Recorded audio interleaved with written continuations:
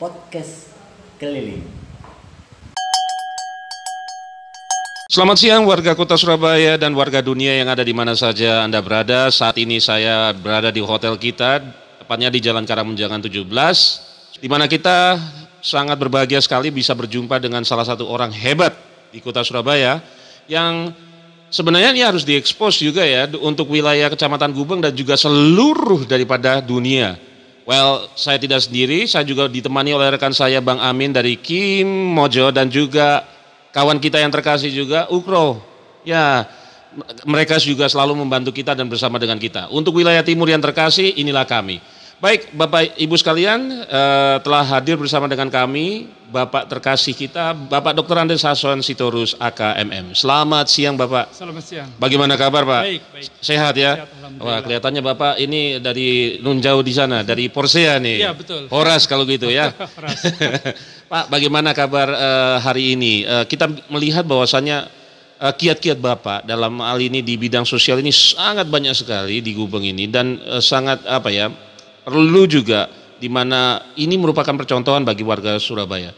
Bisakah Bapak ceritakan sedikit sejak kapan Bapak tertarik dengan hal-hal kemanusiaan atau misi-misi kemanusiaan yang di mana Bapak bisa sampaikan kepada warga Kecamatan Gubeng dan juga dunia? Baik, sebenarnya kalau tertarik sejak kapan saya kira setiap kita pun pasti tertarik ya. Hanya mungkin kesempatan yang ada dan kondisi yang ada yang kita manfaatkan sehingga memberi manfaat yang seluas-luasnya ke lingkungan kita.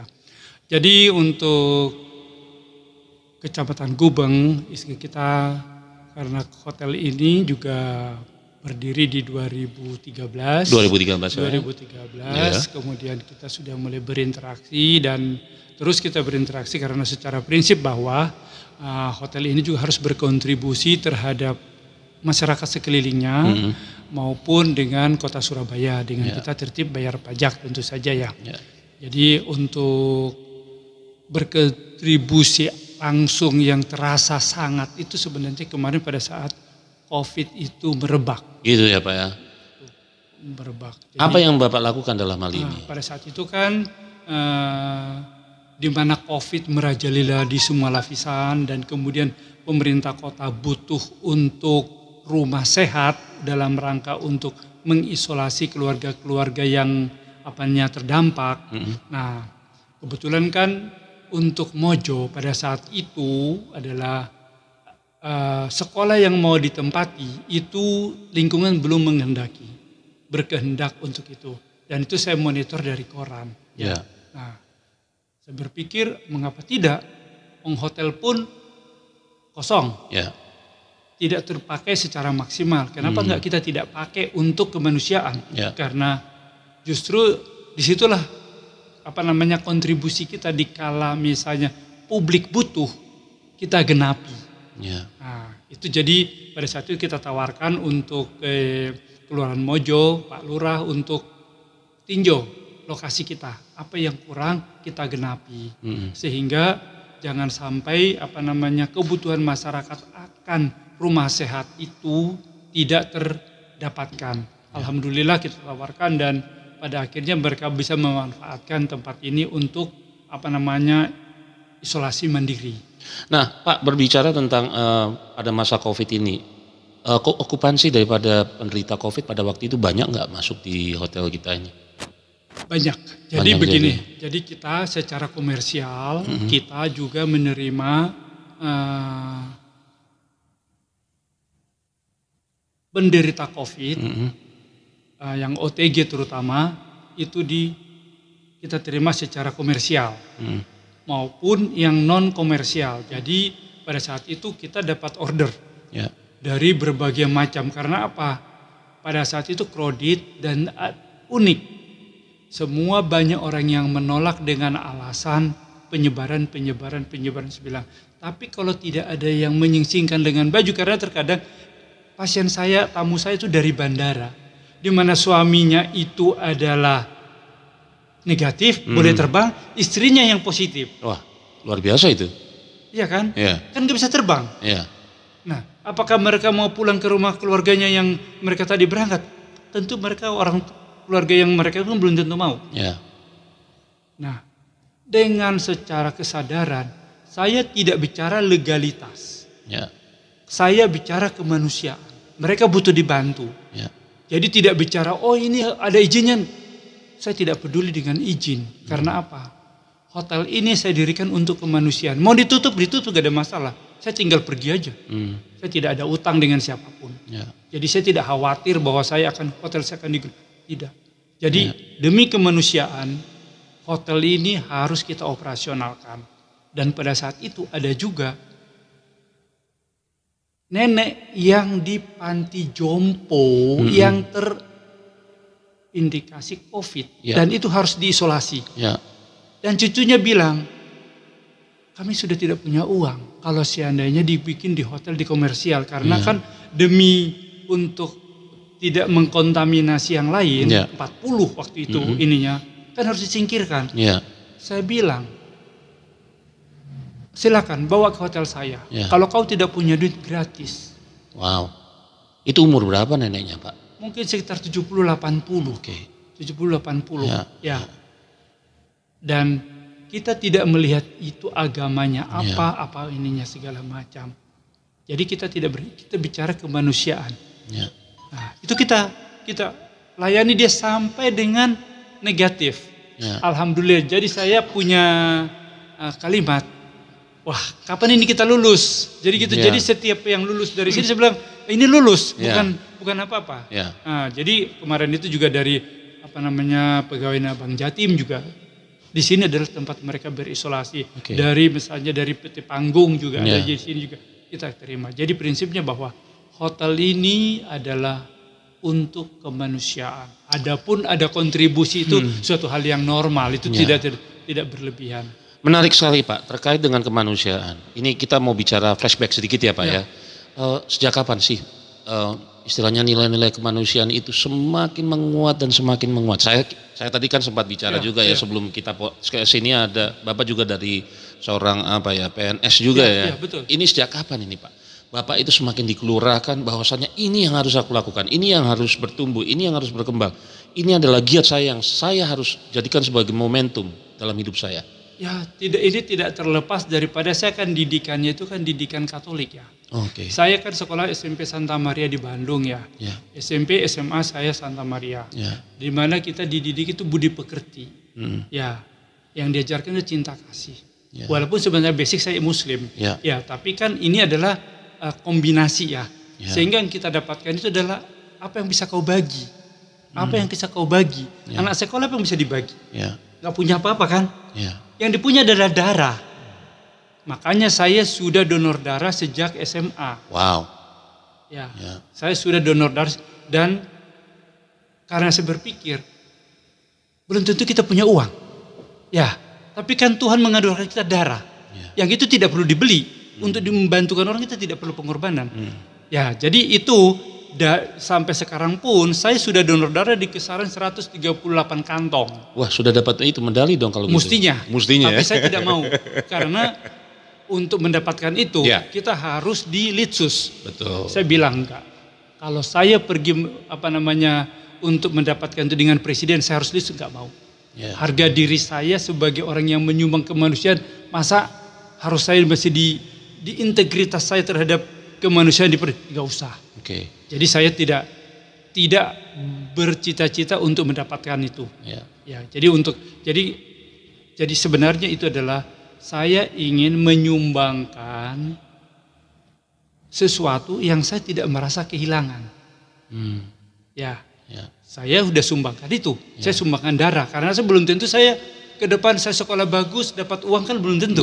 Tapi kan kalau darah sudah pasti. Tuhan memberkati kita kan dengan darah yang ada ini kan. Betul. Nah, kita berikan apa yang ada di dalam diri kita tanpa harus merasa berkorban. Nah Pak, berbicara tentang itu kemudian mengembangkan pasti ya Pak ya.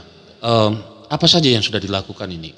Kalau kita boleh tahu, kalau warga kita di Gubeng ini boleh tahu, apa saja kerja-kerja sosial Bapak yang sudah diketahui oleh masyarakat dalam hal ini, yang paling kecil sampai menengah sampai dengan yang sekarang ini Pak? Ya, mungkin yang paling mengena di kota Surabaya ini adalah pada saat saya menjadi pegawai Dinas Kependudukan dan Pencatatan Sipil. di mana pada saat itu banyak anak Itu tahun, yang tahun berapa? itu di kisaran di 2012 sampai 2017. Sebelum saya resign. Jadi di situ bahkan banyak ada anak-anak yang mau sekolah tidak punya NIK. Alasannya tidak punya NIK bisa jadi dia ada anak yang diterlantarkan sama orang tuanya. Bisa juga anak itu lahir dari seorang ibu. Bisa juga anak yang tanpa surat nikah, kawin siri. Nah, itu di dilema. Padahal kita sekarang ini akte kelahiran ibaratnya kayak malaikat kedua. Betul. Kalau tidak ada akte kelahiran, habislah kita semua. Iya, siapalah kau. Ya. Jadi pada saat itu karena kita itu adalah berangkatnya saya kan sebenarnya kan pendidik. Ya. Jadi bagaimana kita supaya semua orang terdidik, karena apa? Untuk mengentas kemiskinan itu hanya satu, dengan pendidikan. Ya. Nah, apapun akan saya lakukan dalam rangka supaya mereka di sekolah. Nah, dan tentu kesehatan. Jadi pada saat itu kita bikin waktu itu akte kelahiran. Akte kelahiran itu ada 4 model. Untuk mereka yang beruntung punya ayah bunda yang punya surat nikah, maka tidak sulit. Itu normal aja ya. Saja. Ya. Kemudian ada lagi akte kelahiran anak yang sudah masuk di dalam KK tapi tidak ada surat nikah orang tuanya. Ya kan, karena selalu kan diminta surat nikah. Betul. Maka untuk mereka yang demikian, maka dikirim akte kelahiran atas nama ayah bunda yang belum dicatatkan perkawinan secara hukum negara. Ya, jadi tetap ada akte kelahiran. Kemudian yang ketiga, akte kelahiran untuk anak seorang ibu. Yang bisa jadi dia lahir, ayah bundanya tidak punya surat nikah, atau mungkin ada dikenal dengan kawin siri, atau mungkin anak di luar yang normal, tapi kan anak ini kita tidak pernah bercita-cita untuk lahir di perutnya yang tidak normal, tapi kan apa ada buat bahwa dia dilahirkan dari anak seorang ibu, ya kita akan bikin. Nah, itu yang nomor 3. Kemudian yang nomor 4 adalah akte kelahiran untuk tanpa ayah bunda. Nah, sekarang ini yang menarik bahwa karena kita penggiat sosial, terkadang banyak bahwa di panti-panti asuhan itu banyak anak yang ditampung dari anak-anak terlantar. Betul. Ya, sehingga kalau seandainya kita mau meruntut secara formal ke pengadilan, berapa waktu, berapa biaya, pada saat itu ada namanya kita bikin adalah SPTJM, surat pernyataan tanggung jawab mutlak. Siapa yang itu? Siapapun bisa yang mau mengikatkan dirinya bahwa dia bukan seorang pembohong. Nah, bisa jadi siapa? Mungkin bapak asuhnya itu bikin. Saya bertanggung jawab, bersedia untuk dimasukkan di kakaknya. Supaya apa? Supaya ada NIK-nya. Dengan ada NIK, bahwa pintu untuk pelayanan kesehatan itu sudah masuk ke BPJS. Usianya dia cukup sekolah, nanti sudah ada bisa untuk dia bersekolah.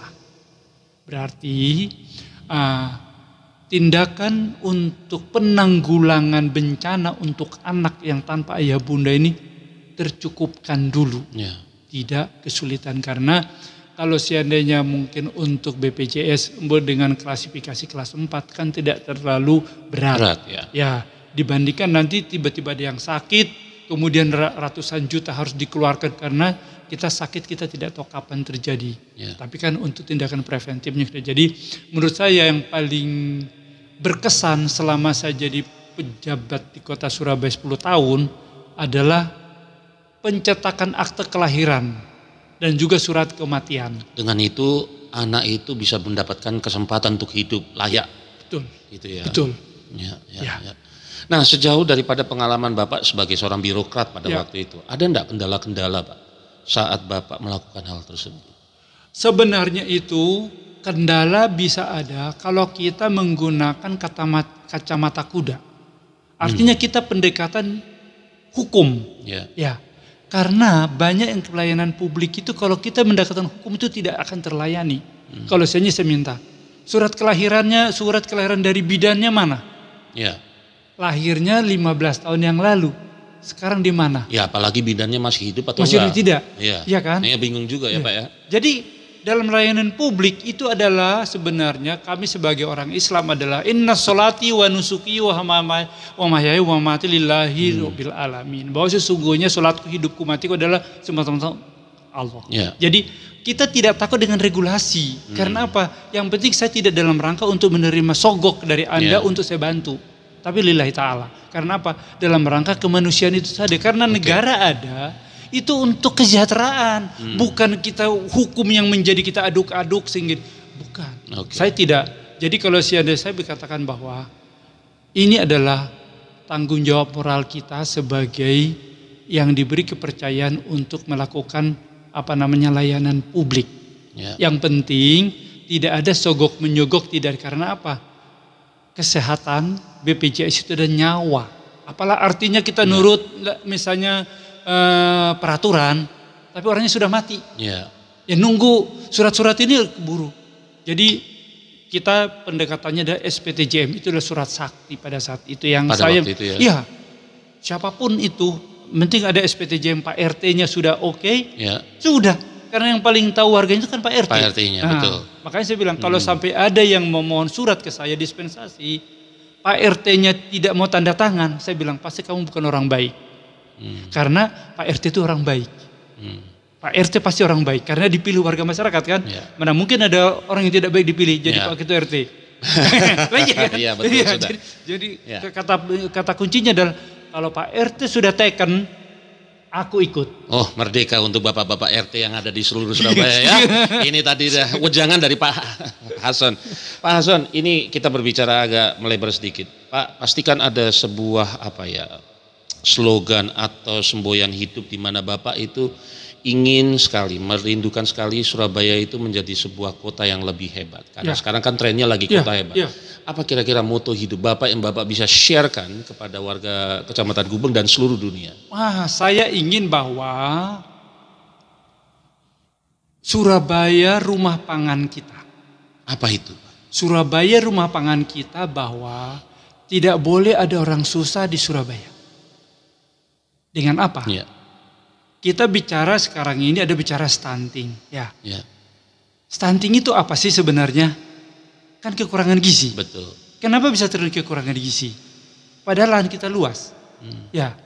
Kenapa kita tidak misalnya sungai-sungai kita isi ikan semua? Pohon-pohon itu kita ganti menjadi tanaman yang bisa dimakan. Sehingga tanaman makanan yang ada di Surabaya. Sehingga apa? Bisa orang memetik belimbing wulu, bisa jambu, bisa mangga, bisa apa? Bisa daun ubi. Nah ini yang kita dapatkan apa?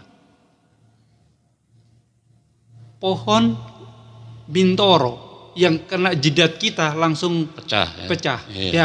Kenapa enggak kita di sawu kecil atau apa yang bisa mengandung vitamin, mengandung gizi. Jadi kalau saya bilang, apa harapan saya adalah kota ini menjadi rumah pangan kita. Rumah pangan ya? Iya. Jadi orang Surabaya tidak boleh lapar ya? Tidak boleh lapar. Tidak boleh lapar. Kan kita kan kaya. Makanya sampai ini hotel namanya hotel kita. Artinya apa itu? Artinya apa kita? Hotel kita untuk kita nikmati bersama. Kan saya bilang, uang hotel ini saya bangun dari uangnya pasien. Kembali lagi ke pasien. Saya hanya sebagai operator aja, hanya ngerjakan aja. Iya kan? Pajak 100% genap. Saya tidak ada cheat dalam hal perpajakan hotel. Semua 100%. Karena apa? Saya anggap bahwa pajak itu adalah sedekah. Jadi saya ada kebanggaan. Jadi saya meng-increase diri saya bahwa apa yang keluar dari saya itu adalah sedekah. Jadi berbagi itu penting. Berbagi itu penting. Baik formal maupun informal itu yang kita kembangkan. Pak, ini yang terakhir mungkin dari kami. Sebagaimana yang kita ketahui bersama, Bapak juga bergerak di bidang sosial ini banyak juga. Kira-kira motivasi apa yang Bapak bisa inspirasikan kepada kami semua penggiat-penggiat sosial yang ada di Kota Surabaya terkait dengan keberadaan kota yang saat ini semakin kompleks. Kita ketahui bersama bahwa Surabaya ini sekarang ini cita-citanya menjadi megapolis. Berarti kan semakin kompleks ini masalahnya. Apa yang Bapak bisa sampaikan kepada para penggiat sosial yang ada di Surabaya ini sehingga mereka semakin termotivasi lagi untuk lebih lagi bekerja ini dengan semakin mempunyai geliat dan gelora untuk berselera untuk terus-menerus melakukan hal-hal yang positif bagi Surabaya. Ya, kalau menurut saya penggiat sosial Kota Surabaya itu sangat luar biasa. Saya sebagai pribadi itu malu berkomunikasi dengan mereka karena apa? Saya kan tidak menggunakan tenaga saya. Saya kan menggunakan ekonomi saya. Padahal sebenarnya yang paling berharga itu adalah aktivitasnya mereka sebenarnya. Mereka mau siang malam mengurusi yang terlantar ya. Jadi saya sangat berterima kasih. Saya dampingi mereka. Saya dampingi mereka dengan kursi roda. Kemudian anak yang tidak bersekolah kita bantu dengan bayar uang SPP karena tidak boleh ujian. Ini baru 2 minggu yang lalu, maaf kata. Baru seminggu yang lalu kita outreach kalau nggak salah. Memberi bantuan untuk supaya anak bisa melanjutkan ujiannya itu jumlahnya sekitar 10 juta untuk 3 anak. Saya katakan ke dia, kemudian itu dari KBRS Perjuangan Pak Yanto Yanto Banteng itu. Saya bilang, saya ini paling tidak bisa menerima ada anak tidak sekolah karena uang. Saya bilang di telepon itu, saya bantu.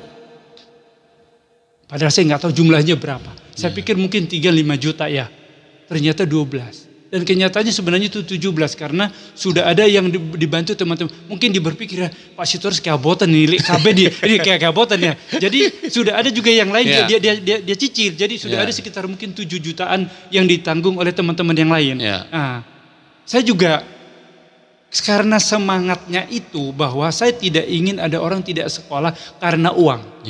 Maka saya bilang saya dengan gagah perkasanya bilang saya bantu.